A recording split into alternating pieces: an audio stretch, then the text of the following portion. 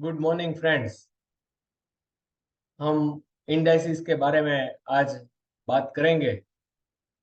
पिछले हफ्ते में हमने बोला था कि ये हालात कुछ बिगड़ते जा रहे हैं और वैसे ही आप पूरा वीक देखिए तो सभी इंडाइसिस वीकनेस ही दिखा चुके हैं। थोड़े बहुत ऐसे हैं कि जिसमें कम वीकनेस है, लेकिन वीकनेस सभी में है।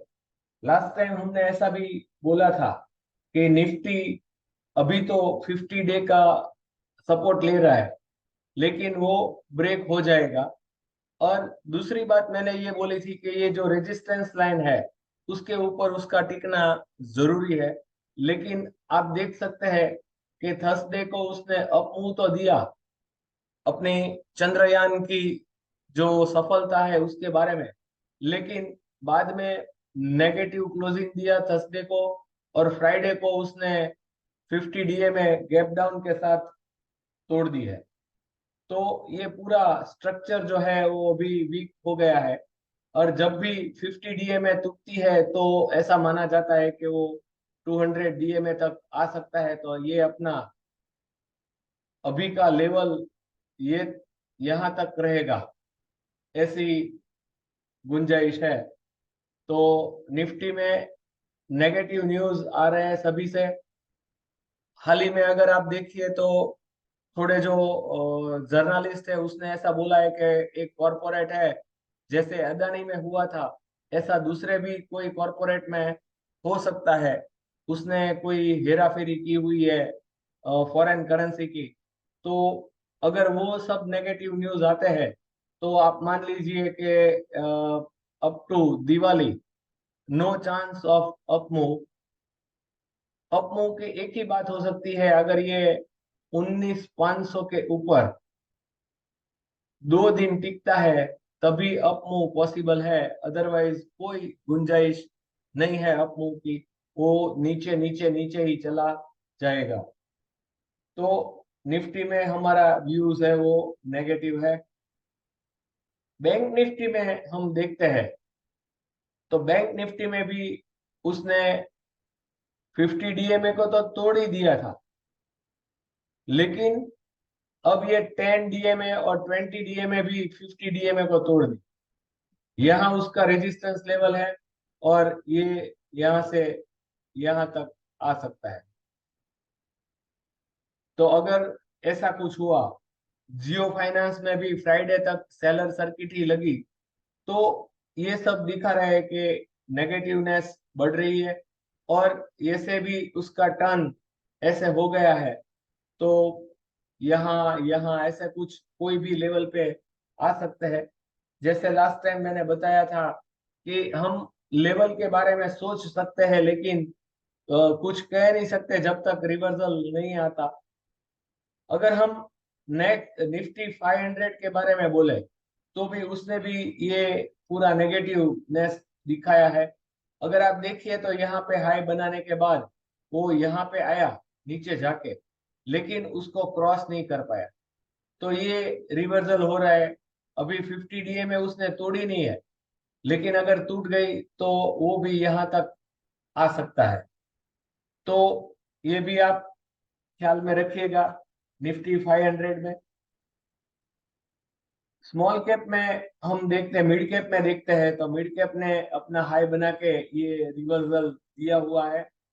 और ये साइन जो आरएसआई में भी आपको नेगेटिव दिख रही है, स्मॉल कैप में भी उसने अपना रिवर्सल बनाया हुआ है। तो अभी तो 10 डीएमए का सपोर्ट लिया हुआ है, लेकिन अगर ये टूटता है तो बाद में 20 भी टूटेगा, 20 टूटेगा तो फिर 50 तक आएगा।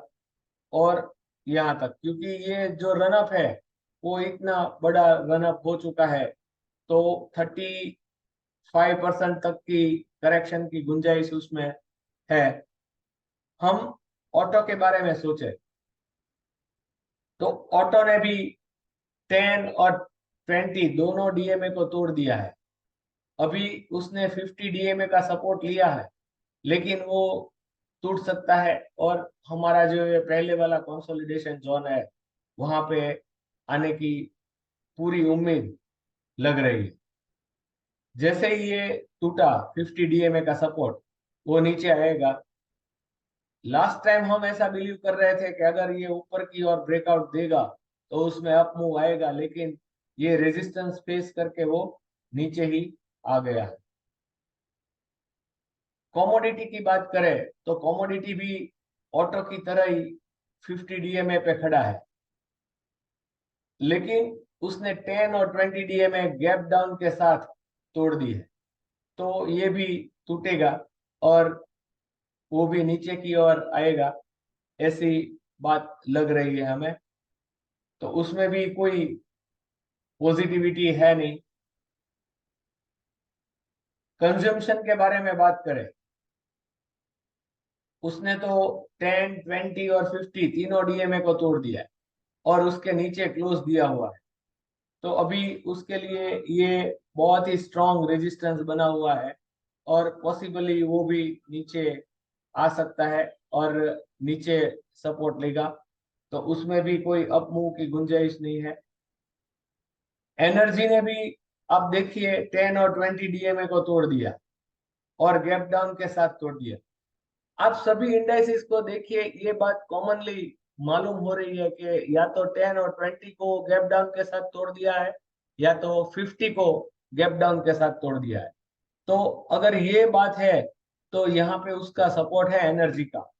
अगर ट्रेंड लाइन और 50 डीएमए का सपोर्ट लेता है तो ठीक बात है, वरना वो भी 200 डीएमए के पास आएगा। तो उसमें भी वीकनेस ज्यादा हो गई। रिलायंस भी सपोर्ट नहीं दे रहा है। 200 डे मूविंग एवरेज रिलायंस ने भी तोड़ दी है और यस्टरडे को उसमें अप मूव आया, लेकिन 200 डीएमए से वो वापस रिजेक्ट हुआ है। तो एनर्जी भी उसके साथ ही नीचे चल सकती है। हम फाइनेंस के बारे में बात करें तो उसने तो पहले से ही वो सब तोड़ा हुआ है, कब से वो नेगेटिव चल रहा है और 50 डीएमए का रेजिस्टेंस लेके वो फिर से नीचे आ गया है। एफएमसीजी में भी हाल वैसा ही है कि 50 डीएमए, 10 डीएमए और 20 डीएमए तीनों टूट चुके हैं। या तो यहाँ पे सपोर्ट लेगा या तो यहाँ पे सपोर्ट लेगा। तो वो भी नेगेटिव जोन में चल रहा है। पॉसिबल है कि जो एफओ में काम कर रहे हैं वो लोग बेच के चल सकते हैं। हम इंफ्रा के बारे में बात करें तो इंफ्रा अभी उसने 50 डीएमए को नहीं तोड़ा है और अपना जो सपोर्ट लाइन है उसको भी नहीं तोड़ा है, लेकिन 10 और 20 डीएमए को उसने तोड़ दिया है। अगर ये यहाँ से अप मूव देता है तो कोई बात नहीं, लेकिन 10 और 20 डीएमए का उसने रेजिस्टेंस लिया तो पहले 50 और बाद में 200 डीएमए तक आ सकता है। अगर ये चलता रहा, आप समझिए कि अभी तक हमने जितनी भी बात की सभी नेगेटिव है। अगर ये चलता रहा तो पॉसिबल है कि हम दिवाली के त्योहार के तक उसमें अप मूव नहीं देख पाएंगे। वो अप मूव नवंबर दिसंबर के बाद ही आ सकता है। सभी लोग बोल रहे हैं कि नया हाई बनेगा, लेकिन उसमें रिवर्सल आना जरूरी है। निफ्टी आईटी, उसमें अभी स्ट्रेंथ है क्योंकि निफ्टी आईटी में अभी 10 डीएमए पे क्लोज हुआ है। 20 भी सस्टेन है और 50 भी सस्टेन है। वैसे भी पहले भी बहुत पीटा जा चुका है, तो वो पॉसिबल है कि यहाँ तक वो थोड़ा बहुत कंसोलिडेट ये जोन में कर दे और यहाँ से अप मूव दे। तो आईटी स्टॉक्स जो अपने पसंदीदा है उसमें ख्याल रखिएगा, क्योंकि अभी उसका जो मोमेंटम है वो अभी बना हुआ है। मीडिया, वो वहीं पे कंसोलिडेट हो रहा है जो हाई बनाया था। तो उसमें हम और कुछ नहीं कह सकते। उसमें भी वो 10 डे और 20 डे अप क्रॉस नहीं हुआ है, ब्रेक नहीं हुआ है, लेकिन अभी पॉसिबिलिटी है कि वो इतना अप मूव के बाद वो थोड़ा कंसोलिडेट हो सकता है।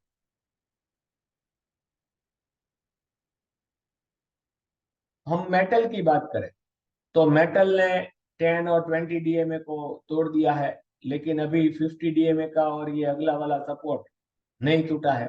तो पॉसिबल है कि यहाँ वो कंसोलिडेट हो जाए। लेकिन जब तक चाइना में अच्छी खबर नहीं आती, तब तक मेटल में अपमूव आने की कोई गुंजाइश नहीं है। एमएनसी ने तो वैसे ही अपना वो तोड़ दिया है 20, 50 और 10 डीएमए को, और ये डाउन मूव आया, फिर अप जाने की कोशिश की, लेकिन वो 50 डीएमए को क्रॉस नहीं कर पाया और नीचे आ रहा है। फार्मा की बात करें तो फार्मा में इतना सारा अपमूव आने के बाद वो उसका कंसोलिडेशन रिट्रेसमेंट चल रहा है। उसने 10 डीएमए और 20 डीएमए को तोड़ दिया है। पॉसिबल है कि ये 50 डीएमए तक सपोर्ट लेने आए। तो फार्मा में भी ट्रेंड डाउन है, आरएसआई भी डाउन है, सभी इंडाइसिस डाउन में है। तो अभी वो भी चलने की वो संभावना नहीं है। हम पीएसयू बैंक के बारे में बोले तो लास्ट टाइम ऐसा बोला था कि पॉसिबल है कि पीएसयू बैंक यहाँ से अपसाइड में अप मूव दे दे, ब्रेक कर दे रेजिस्टेंस लेवल को, लेकिन यहाँ पे हो नहीं पाया। यहाँ पे इतनी बार उसने रेजिस्टेंस लिया, फिर यहाँ पे लिया और फिर से यहाँ पे लिया। तो ये जो जोन है 4647 का पीएसयू बैंक में, वो बहुत स्ट्रॉन्ग रेजिस्टेंस की तरह वर्क करेगा। तो थोड़ा वो 50 डीएमए का सपोर्ट लेने नीचे आ सकता है। रियलिटी की बात करें तो रियलिटी अभी भी 50 डीएमए के ऊपर है, लेकिन अगर ये ब्रेक होगा तो उसमें डाउन जाने की उम्मीद है। अपमूव के लिए उसको ये लेवल को क्रॉस करना पड़ेगा। तो सभी इंडाइसिस ऐसे ही नेगेटिविटी दिखा रहे हैं हमें। हम सर्विसेज के बारे में बोले तो सर्विसेज में भी उसने ये जो है 50, 10 और 20 सभी को तोड़ दिया है। तो यहाँ तक आने की उम्मीद है। निफ्टी अल्फा के बारे में बोले तो उसने भी ये लेवल रेजिस्टेंस फेस किया हुआ है जो हमने पहले मार्क किया हुआ था। निफ्टी नेक्स्ट उसने भी ये सब तोड़ दिया है, 10, 20 और 50 डीएमए को। तो ये सपोर्ट भी उसका जो अगले वाला है वो टूट सकता है, पिछले वीक जो लिया था वो, और पॉसिबली वो 200 डीएमए के पास ये लेवल पे आने की उम्मीद है। प्राइवेट बैंक वो 10, 20 और 50 के पास कंसोलिडेशन 3 दिन से कर रहा है। ये अप मूव आया, फिर ये कंसोलिडेशन हुआ, फिर से कल थोड़ा बहुत अप मूव आया। तो प्राइवेट बैंक में थोड़ा जोश दिखता है। सभी के पहले थोड़ा बहुत, क्योंकि वो बहुत पीट चुका है, थोड़ा अप मूव पॉसिबल है, लेकिन इसके ऊपर जाना और टिकना उसका जरूरी है। हेल्थ के बारे में बोले तो उसने भी ये 10 और 20 डीएमए को तोड़ दिया है। वो 50 के पास सपोर्ट लेने आएगा, क्योंकि उसमें मोमेंटम तो है, लेकिन अभी थोड़ा रिट्रेसमेंट चलेगा, क्योंकि वन साइडेड अप मूव है। तो थोड़ा रिट्रेसमेंट उसमें आ सकता है।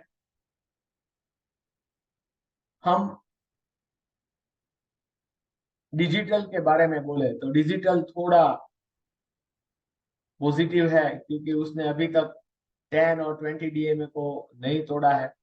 तो जहां तक वो तोड़ता नहीं है तो तब तक वो पॉजिटिविटी दिखा सकता है।